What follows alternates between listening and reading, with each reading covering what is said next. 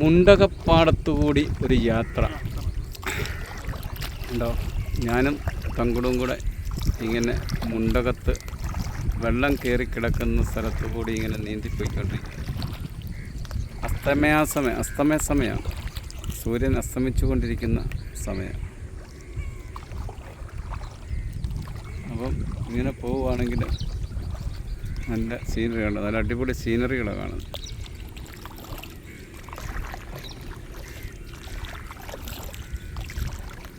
ഇതുവഴിയാണ് പെരുമ്പാമ്പ് പോയ സ്ഥലം.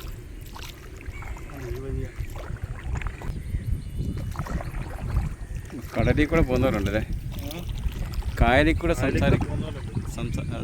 സഞ്ചരിക്കുന്നവരുണ്ട്.